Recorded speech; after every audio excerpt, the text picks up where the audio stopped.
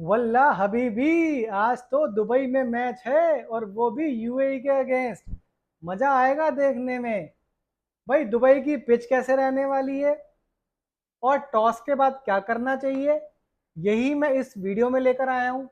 पर इससे पहले कि मैं वीडियो स्टार्ट करूं, आप लोगों को बताता चलूं कि आज रात को 7:30 बजे जैसे ही टॉस खत्म होगी मैं लाइव आऊंगा। टीम्स डिसाइड हो चुकी होंगी। टॉस के बाद डिसाइड हो चुका होगा कि कौन सी टीम पहले खेलने वाली है, कौन सी टीम चेस करने वाली है।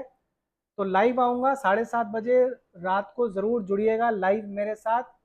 तो अब मैं वीडियो की शुरुआत करता हूं कि मेरे हिसाब से टॉस जीतकर क्या करना चाहिए और पिच कैसे रहने वाली है। भाई दोस्तों, दुबई की जो पिच है वो नॉर्मली इस तरीके से जानी जाती है कि बॉल जो है सेकंड इनिंग में बैट पे ज़्यादा अच्छे से आती है, क्योंकि जब अंडर लाइट्स खेलते हैं तो वहाँ पे बॉल स्किड होती है, तो बैटिंग आसान हो जाती है। बट स्टिल मेरा ऐसा मानना है कि यूएई के ऐसे बॉलर्स नहीं हैं जो कि इंडिया में खौफ पैदा कर सकें। कोई 140 या 150 प्लस बॉलर्स नहीं हैं। तो भैया मेरा तो ऐसा मानना है कि आपको अपनी बॉलिंग को जो है चेक करना चाहिए, उसकी स्ट्रेंथ को चेक करना चाहिए। और आपको जो है टॉस जीतकर, अगर स्काई टॉस जीतता है तो उसको पहले बैटिंग करनी चाहिए। भाई जो आपकी कैपेबिलिटी है, जो आपके बैट्समैन हैं, ऑलराउंडर्स हैं, उनके हिसाब से आप 180 के स्कोर तक पहुंच सकते हैं आराम से। अगर आप 180 भी नहीं बना पाते हैं तो 145 150 के स्कोर पे भी आप आराम से जीत जाएंगे, क्योंकि ये यूएई की टीम है। हालांकि यूएई की टीम अभी अभी जो है यहाँ पे ट्राई नेशन सीरीज खेल के आ रही है। पाकिस्तान, अफगानिस्तान और यूएई तीसरी टीम थी। मैच कोई भी नहीं जीती थी वो, लेकिन उसने स्कोर अच्छा खासा किया था। टोटल मैं दोस्तों देख रहा था इनके मैचेस, तकरीबन 6 से 7 ऐसे प्लेयर हैं जो कि इस टीम का कोर हैं। तो अगर उनके ऊपर ध्यान दिया जाए तो आपके लिए उनके अगेंस्ट बॉलिंग करना भी या बैटिंग करना भी बहुत आसान हो जाता है। तो चलिए पहले बात कर लेते हैं जो इनके कैप्टन हैं मोहम्मद वसीम के बारे में। मोहम्मद वसीम जो हैं इनके काफ़ी पुराने प्लेयर हैं। अगर मैं बात करूं इनके रिकॉर्ड की तो भैया 82 मैच खेल चुके हैं ये इंटरनेशनल T20I। इसमें 2922 रन मार चुके हैं ये। स्ट्राइक रेट है इनका 155.67 का। एवरेज है इनकी 37.95 की। अब एक जो एसोसिएट टीम का प्लेयर होता है, आईसीसी एसोसिएट का, उसके लिए 37-38 की एवरेज बहुत बेहतरीन होती है यार। 23 50 मार चुके हैं, 3 जो है 100 मार चुके हैं। तो this one player is to watch out for. हालांकि ये बुमराह के अगेंस्ट चल पाएंगे या नहीं चल पाएंगे, इसमें जरा थोड़ा सा शक है। शक क्या, मेरे को तो यकीन ही है कि शायद 15-20 से ज्यादा स्कोर कर नहीं पाएंगे। हो सकता है पहले या दूसरे ओवर में ही जो है आउट हो जाए। दूसरे जो इनके प्लेयर आते हैं दोस्तों, अगर वो खेलते हैं तो उनका खेलना श्योर नहीं है, लेकिन अगर वो खेलते हैं तो है अलीशान शराफू। ये कई बार एज ओपनर आते हैं, कई बार एज चौथे नंबर पे आते हैं। इन्होंने भी जो अभी ट्राई सीरीज खत्म हुई है उसमें इन्होंने एक दो बार अच्छे स्कोर किए हैं। आई थिंक 40-35 के आसपास इन्होंने 2 मैचेस में स्कोर किए थे। इनका भी काफ़ी अच्छा रिकॉर्ड है।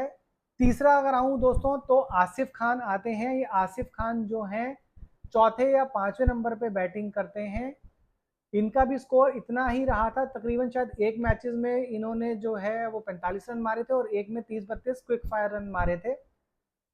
प्लस साथ में दोस्तों इनके जो इकलौते मुझे हिंदू प्लेयर लगे, बाकी सारे तो मुस्लिम ही हैं। हालांकि मैं इसमें हिंदू मुस्लिम एंगल नहीं डाल रहा हूँ, बट जस्ट क्योंकि उनका नाम है राहुल चोपड़ा और वो इनके विकेट कीपर हैं। उन्होंने एक मैच में 40-42 रन के करीब मारे थे। तो ये इनके 4 तो ऐसे बैट्समैन हैं जो कि आपको मतलब कुछ फायरवर्क्स दिखा सकते हैं इंडिया के खिलाफ। बाकी तो उम्मीद नहीं है। बॉलर्स की अगर मैं बात करूं दोस्तों तो सबसे इनके खतरनाक बॉलर रहने वाले हैं वो है हैदर अली। इन्होंने जो है इनकी मतलब एक तरह से आदत बन चुकी है हर मैच में 2-3 विकेट लेने की। अगर इनके रिकॉर्ड की बात करूं दोस्तों तो बहुत ही बेहतरीन, अभी बहुत ही एक तरह से कह लीजिए यंग है। 13 ही मैच खेले हैं इन्होंने, उसमें 13 मैचेस में 22 विकेटें ले चुके हैं। 12.90 की एवरेज से विकेट लेते हैं ये। इकोनॉमी है इनकी 5.46, मतलब a very good bowler in the making. इससे जो है, इससे हैदर अली से इंडिया को बच के थोड़ा सा ज़रूर रहना चाहिए, उनको थोड़ा सा संभल के खेलना चाहिए। एक बार समझ में आ जाए तो फिर आप खेल सकते हैं, कोई प्रॉब्लम नहीं है। दूसरे दोस्तों आते हैं इनके सबसे एक्सपीरियंस बॉलर, वो हैं जुनैद सिद्दीकी। जुनैद सिद्दीकी इनके सबसे एक्सपीरियंस बॉलर्स में से जो है माने जाते हैं। उन्होंने 75 मैचेस खेले हैं, 75 मैचेस में से उन्होंने जो है 100 विकेटें निकाली हैं। यूए के मेरे ख्याल से इकलौते ऐसे T20I के बॉलर हैं जिनके की 100 विकेटें जिनके नाम पे हैं। इनकी एवरेज जो है विकेट लेने की 21.66 है, इकोनॉमी है इनकी 7.71। एक्सपीरियंस इनका काम थोड़ा सा आ सकता है और कंसिस्टेंट थोड़े से रहते हैं ये। प्लस साथ में दोस्तों एक और बॉलर की बात करूं तो इनके भी खेलने में संशय है, ये हैं सागिर खान। सागिर खान जो है ये भी एक बहुत ही उभरते हुए जो हैं बॉलर हैं, इनके बहुत ही अच्छी बॉलिंग रहती है इनकी। खेलना ना खेलना इनका अभी कंफर्म नहीं है। तो ये 7 बैट्समैन और बॉलर हैं दोस्तों इनके, you should watch out for in today's match. अच्छा दोस्तों, इंडिया की बात कर लेते हैं कि इंडिया की टीम क्या रहने वाली है। इंडिया की टीम भैया जो रहने वाली है, अभिषेक शर्मा ओपन करेंगे, शुभमन गिल उनके साथ ओपन करेंगे। तिलक वर्मा और संजू सैमसन में मैं थोड़ा सा प्रॉब्लम में हूँ कि संजू सैमसन को लूँ या तिलक वर्मा को लूँ। या ऐसा भी हो सकता है कि संजू सैमसन और तिलक वर्मा दोनों को लेके जितेश शर्मा को जो है हटाया जाए। बट चलो मैं एक काम करता हूँ, मैं संजू सैमसन को ही चूज करता हूँ। तो अभिषेक शर्मा, शुभमन गिल, संजू सैमसन, सूर्य कुमार यादव 4 नंबर पे। 5वें नंबर पे मैं तिलक वर्मा को रखूंगा, 6ठे नंबर पे हार्दिक पांड्या को, 7वें पे अक्षर पटेल को, 8वें पे हर्षित राणा को, 9वें पे कुलदीप यादव, 10वें पे बुमराह और 11वें पे वरुण चक्रवर्ती। अब इससे कॉम्बिनेशन जो बना आपका वो ये बना कि 3 आपके पास स्पिनर हो गए और 3 ही आपके पास पेसर हो गए, और बैटिंग हो गई आपके पास 8वें नंबर तक। परफेक्ट कॉम्बिनेशन है। अगर ball low, slow and low रहती है पहली इनिंग में, जैसे आप मान लीजिए बॉलिंग करते हैं, स्लो और लो रहती है, तो स्पिनर आपके काम में आएंगे। सेकंड इनिंग में अगर बॉल स्किड करती है, उस वक्त आपके पेसर्स काम में आएंगे। बुमराह की पेस हो गई, हर्षित राणा हो गया, इवन हार्दिक पांड्या भी जो टप्पा अपना शॉट रख के जो है बाउंसर फेंकता है, तो वो तीनों वहां पे काम आएंगे। तो परफेक्ट कॉम्बिनेशन है अगर आप ये 11 चुनते हैं। यूए की अगर मैं बात करूं दोस्तों, तो यूए में मैंने आपको 7 प्लेयर तो बता ही दिए हैं, फिर भी आप एक बार टीम बता देता हूं।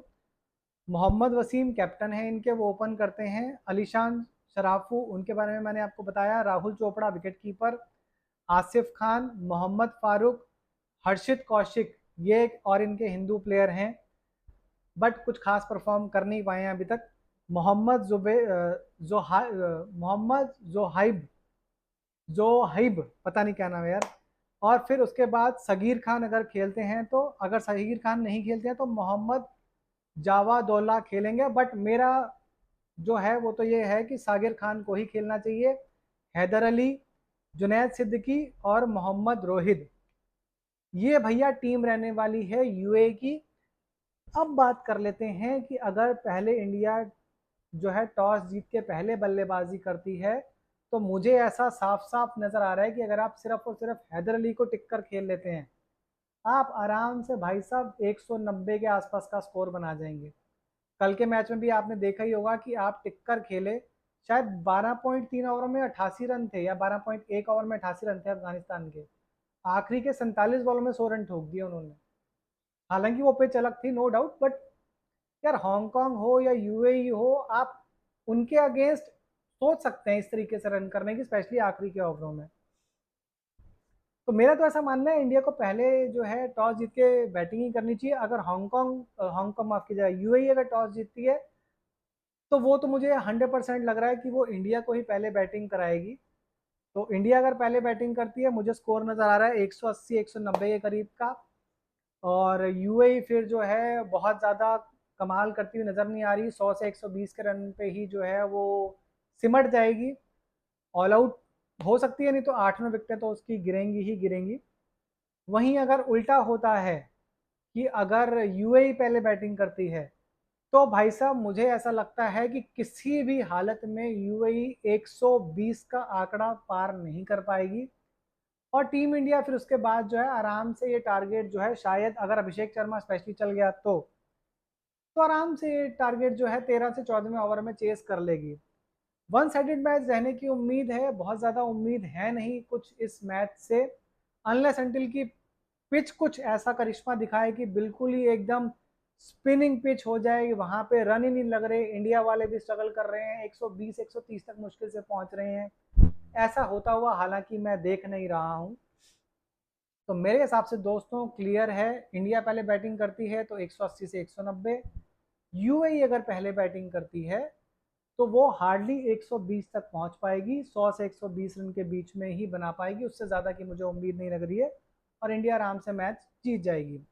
लगभग लगभग ये समझ के चलिए कि पहले बैटिंग करती है इंडिया तो 80 से 90 रन से जीतेगी, सेकंड बैटिंग करती है तो लगभग लगभग 13वें से 14वें ओवर में जीत जाएगी टीम इंडिया। अच्छा हाँ दोस्तों, कल के मैच की भी बात कर लेते हैं भैया। मैंने आप लोगों को याद होगा, मैंने बताया था कि अफगानिस्तान जो है वो 140 से 150 रन के बीच में स्कोर करेगी, लेकिन 188 रन बना दिए उन्होंने। बहुत ही बेहतरीन उन्होंने जो है पारी खेली। इनके जो सदीकुल्ला अटल थे, उन्होंने ओपनर आए थे, 52 गेंदों में 73 रन मारे। मोहम्मद नबी ने उनका अच्छा साथ दिया, 26 बॉलों में 33 रन मारे। अजमतुल्ला उमर जई ने आते ही कमाल कर दिया, 21 बॉलों में उन्होंने 53 रन मारे। उन्हीं की वजह से जो है ये लोग 188 के स्कोर तक पहुंच पाए थे। और हांगकांग ने तो पूरी तरीके से लिद कर दी थी, 94 रन्स पे उनकी जो है 9 विकेटें गिरी। ऑल आउट तो नहीं हुए, लेकिन बहुत बुरी हालत रही उनकी। शुरू के उनके अगर मैं 4 विकेटों की बात करूं तो भैया 22 रन पे उनकी 4 विकेटें गिर चुकी थी। सिर्फ और सिर्फ अगर मैं बात करूं तो दो ही लोग दहाई के अखाड़े में यानी कि 10 से ज़्यादा स्कोर कर पाए, उसमें बाबर हयात थे, उन्होंने 39 रन मारे, वही एक टिक्कर खेले और तो कोई टिक्कर नहीं खेल पाया। दूसरे इनके कैप्टन जो थे यासिम मुर्तज़ा, उन्होंने 16 रन मारे। एक्स्ट्राज ने भी 10 रन का कंट्रीब्यूशन दिया, जिसमें कि 9 तो वाइड ही थी। बहुत ही घिसते पिटते जो हैं ये लोग 94 रन तक पहुंचे, और एग्जैक्टली 94 रन से ही हार गए ये लोग अफगानिस्तान से। हांगकांग से खैर ज़्यादा उम्मीद है भी नहीं, पर एक मायने में कहूँगा इन्होंने बीट कर दिया भाई साहब अफगानिस्तान को, हरा दिया इन्होंने अफगानिस्तान को। वो क्या चीज़ थी? वो थी कैच ड्रॉप के मामले में, जहां अफगानिस्तान ने सिर्फ और सिर्फ 3 कैचेस ड्रॉप किए, वहीं पे हांगकांग ने 2 कैचेस ड्रॉप किए। तो उसके हिसाब से मैं कहूंगा कि कैचिंग जो थी हांगकांग की वो कहीं ज़्यादा बेटर थी बनिस्बत की आपके अफगानिस्तान के। अफगानिस्तान को भी मैं ये बताता चलूं कि ठीक है भैया, हांगकांग जैसी कमज़ोर टीम थी तुम्हारे सामने, तो तुम लोग फिर भी जो है वो बच गए आज।